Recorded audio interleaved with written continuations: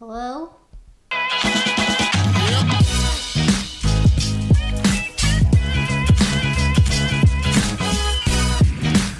Good morning, YouTube! What's up, everybody? I hope you're safe and healthy and happy and doing okay. Ruby hopes you're safe and healthy and happy and doing okay. Isn't that right? Where are you going? Okay, bye. Why don't you tell them what today's video is about? Hello? What's today's video about? Oh, okay. Well then, there you have it. I'll tell you what today's video is about. So today's video is just going to be 5 shoes that I've been really enjoying so far. I don't know if they'll be my favorites of 2022. Obviously, we still have quite a ways to go. But I guess these are just the shoes that I've been really enjoying for the first half of the year. And they're all available on runningwarehouse.com. So if you like any of these shoes, if they intrigue you, if you want to give them a try, you can pick them up there. We'll talk about that later. First, let's go outside and chat about these shoes. It's too hot out there for you. You have to sit. No. We're back outside again because it's the summer vibe. Okay, so these 5 shoes, there's no rhyme or reason to these. They're just the 5 shoes that I've been most excited to run in through this year. And they're all available right now. There's no shoe on here that's going to be released in the future. You can grab all of these. I've also done separate videos on most of these shoes already, so I will put those links up here so that you can check those out if you want like a little bit more detail into why I like this shoe so much. First up on the list, we have the SAUCONY Ride 15. I literally just did an entire video on why this is my favorite shoe right now. That hasn't changed. So if you want the reasons why in a more detailed manner, you can go to the link right here. But a brief synopsis of why this is my favorite shoe right now is that it's lightweight, it's a really smooth ride, it's not too soft, but it's also not too firm, so I feel like it's pretty versatile and can do a lot of different things. And the upper is just super comfortable, so this has been my absolute go-to shoe. It does take a little bit of time to break in, but I think once you kind of get over that threshold, this will be a shoe that you also won't want to take off your feet. It's definitely going to be one of the first shoes that I try for marathon training for a long run. Moving on down the list, we have a bit of a softer shoe, and that is the HOKA MACH 5. The Mach 4 was kind of like a cult following shoe. A lot of people really loved it, and I think that they've improved the Mach from the Mach 4, but they kept a lot of it pretty similar. So if you really liked the Mach 4 and didn't want HOKA to mess with it too much, I don't think you'll be upset about this shoe. The ProFly Plus foam in the midsole feels different. It feels a little bit more bouncy, a little bit softer, but not like too much difference. It's not too crazy of a difference, and I feel a little bit more of a roll forward in this shoe, whereas in the Mach 4, one of my complaints was that it felt a little bit flat. So I think they did improve that a bit. It's a little bit more breathable. I think it fits a bit better, and overall it's just a really nice shoe. It differs from the Ride 15 that we just talked about because it is, again, softer. So if you're looking for a little bit more cushioning underfoot, then this is probably a shoe that you want to check out. I love the Mach 4, and I think I love the Mach 5 even more. If you're looking for even more cushioning, then the next shoe on the list might be something to check out as well, and that is the New Balance 1080 V12. So I really like the New Balance 1080 V10. I thought that was a really fun shoe. I wore it quite a bit, but it did have its issues with the upper. So in the 1080 V11, they tried to fix those issues with the upper, and I think it fell a little bit flat. It was kind of like flimsy. It didn't really hold my foot into place so well.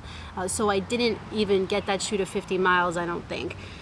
So I was a little bit skeptical about the V12, but it looks like they have really improved this upper significantly, and they have. It feels like it on foot as well. And you have a pretty nice platform here of Fresh Foam X. And the Fresh Foam X even feels better than the previous models, so maybe they've done something to that as well. I really like this shoe for easy days where I just want to kind of like run at whatever pace, don't really care. And this shoe also does have like a really nice rocker sensation. I know knit uppers can go either way. Some people hate them, some people love them. I usually am not a big fan, but again, I think they improved this so it kind of works like a nice engineered mesh while still maintaining like some stretchy characteristics of the knit. good summer color. Next up on the list is a different shoe for me. It's a trail shoe, and I don't think I have reviewed a trail shoe on this channel yet, which is wild. But I have been meaning to review this shoe. I just haven't gotten around to it yet. Oop, there's a siren. But anyways, that shoe is the HOKA TECTON X. I actually ran a 9-mile trail race in this shoe. I've also been doing some very sporadic trail runs when I run in trails, which is not often, but it's enough to definitely review this shoe, and I love it.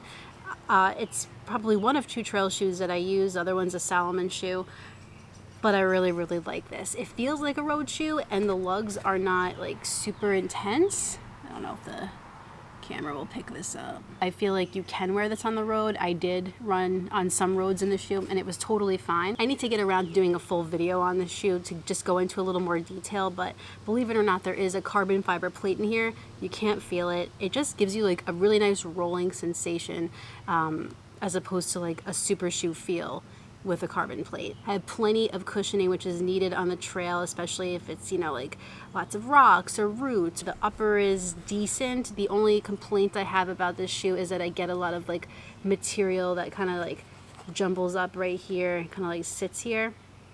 But not a deal breaker. It's a really comfortable, fun trail shoe, and I think it's also probably a good introduction to trail shoes if you're looking for something that maybe will make you feel a little bit more at home, because it kind of feels like a regular road shoe. But for the trails, this is my favorite option right now. Finally, the last shoe is one that I did not expect to love as much as I do, and that is the CLOUDMONSTER. And it certainly looks like a monster. I hadn't ever really found an on running shoe that I loved and wanted to keep running in, and that all changed with this shoe. Which is crazy because you look at it and it's almost intimidating. Like you don't really know what to do with this thing. But I think what sets this shoe apart from the other shoes in On's lineup is that it has bigger cloud pods here. The correct terminology is cloud tech. It has the largest cloud tech of any of the other On shoes, and it also has a speedboard technology, which other shoes from On do have. But the big cloud tech mixed with that speedboard give you a nice pop and like snappy ride. It's cushioned, but it's like a firm cushioning. And I can feel these cloud tech pods compressing, which feels kind of like a springboard in a sense. I don't know if this will be a go-to for marathon training, but I do think that it's something that I want to at least give a try for long runs too, because it's supposed to be like On's most like max cushion shoe. If you've been interested in On but haven't really ever pulled the trigger, I think if you're gonna try any shoe, it should be this one, because it's a really good introduction to what the brand is capable of. Out of every shoe that we've talked about today, this one definitely has the most unique ride, and probably one of the most unique rides of a lot of shoes that I've ever tried. Alright, so those are the 5 shoes that I've been really enjoying so far in 2022. Like I said, these are shoes that are available to you right now, so if you're interested in any of them, I'm going to link them all in the description down below. Keep in mind, those are affiliate links with Running Warehouse, but it doesn't mean much for you. It just helps out my channel so I can keep telling you about shoes that I really like in hopes that you will really like one of them as well. If you've tried any of these shoes, also, I want to know in the comments below what you think of them, what your favorite is, or what you're most interested in trying at the moment. I think come December, it's going to be really hard to do the kind of best of the year shoe video, because there have been a lot of really good shoes so far. And I think companies are kind of stepping out of their boxes and not ruining the shoes that they have in their lineup that people love so much, but doing a lot of things to really improve them. And with that, that kind of concludes this video. I hope you enjoyed it, and if you did, please like it down below and subscribe. And when you're done with all that, hit the notifications bell so you can find out every time I upload a new video. Now this is a lot of color. I have another video for you next week, but in the meantime, get out there, get on the grind, and do not forget to run like heller. Maybe in one of these shoes. See you next time.